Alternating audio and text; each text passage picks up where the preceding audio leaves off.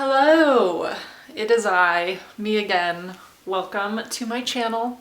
I don't know if this is the first video of mine that you're watching or whatever, but welcome. Get ready to be questioning my sanity. That's what's gonna happen today. Well, actually, today I wanted to go over different kinds of pots that you can put your plants in. I never made a video about this, and I realized some people were asking what are these pots you're talking about, like a cover pot or like a, whatever it may be, glazed pot versus not glazed, so I'm just gonna go over the basics for you guys. So I hope this video is mega super helpful, and let's just get into it. All right, so my first victim for today is a basic plastic pot. So this is like an old beat up young sister girl, and it's just a plastic pot. So this is what your plant will most likely be purchased in. They just keep it real simple, and plastic is good for holding in a lot of moisture and water for plants, so you won't have to water them quite as much when they're in plastic, which is a benefit for nurseries especially, because they don't want to have to be constantly watering and all that jazz. And it's much lighter as well, so compared to a clay pot, there's dirt falling all over my lap. It's really relaxing. The plastic pot also has a bit, see all the dirt coming out? Dang it! I hate myself. Okay.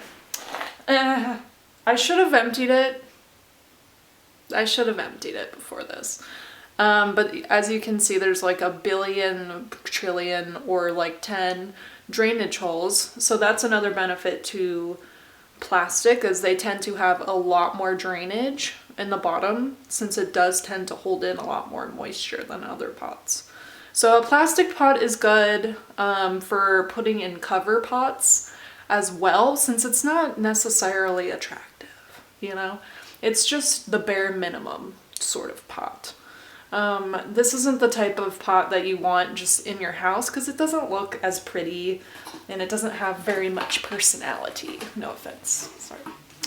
But let me show you my peace lily. It has a cover pot right now. It's in plastic because peace lilies tend to like more moisture.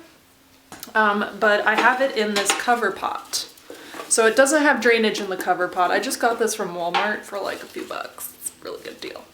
So it's just a cute little bucket, and you don't need drainage because it's just a cover pot. So you basically put your plastic pot in the cover pot. So see, it has drainage in this one.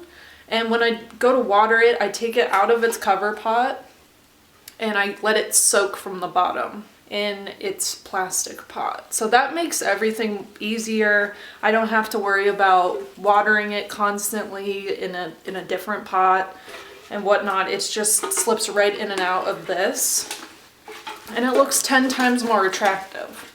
So that's what a cover pot is. It can look like anything that will fit your plant. It can literally be anything. It can be a basket, literally just anything.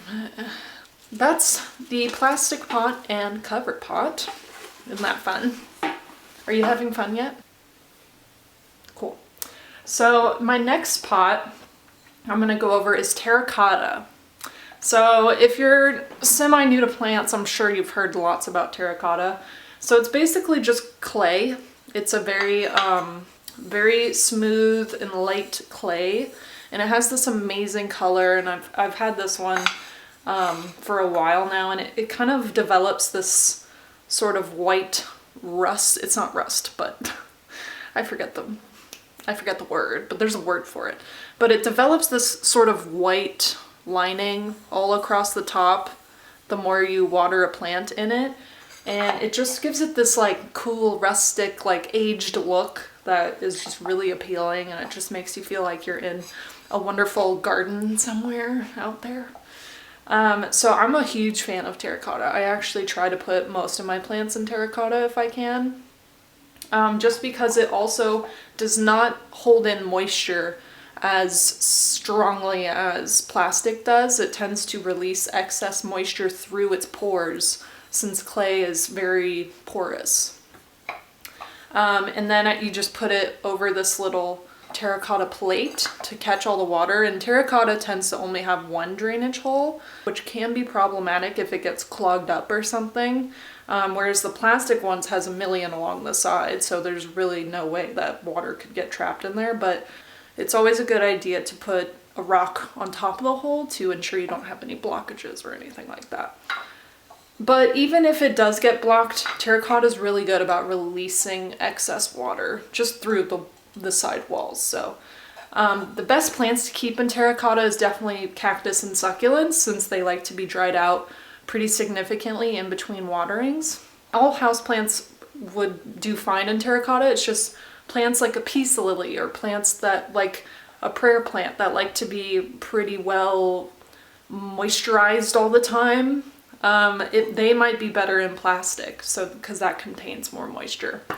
But everything else pretty much can rock on in terracotta. You might just have to water things a little bit more in terracotta. That's the only caveat, because it does release so much water through its walls. So terracotta. So the last pot that I'm going to go over today is, I only have a massive version of it, so it's really heavy, is a glazed terracotta pot. So a glazed terracotta pot is made of terracotta. So if you look at the bottom, you can see that this is clay right here, and it has one drainage hole. So again, you want to make sure you put a rock on top of the drainage hole or something to ensure that there's no blockages, since there literally is only one. But the thing about glazed is it does hold in a lot of moisture. Probably not as much as plastic, but it holds in a lot more because it has the glaze, and it can't quite release the same amount of water that just a straight pure terracotta pot can. Since this is just the clay, it's just clay, you know? But the paint and the glaze, that makes this a very, it acts as a sealant of sorts. So it really holds in the water. So if you're looking for something that is kind of a mix between plastic and terracotta, this is a great option. It's because you won't have to water it quite as much as if it was in pure straight up terracotta. So a glazed clay pot is also great. They're more attractive, and you can pick out all kinds of colors and stuff.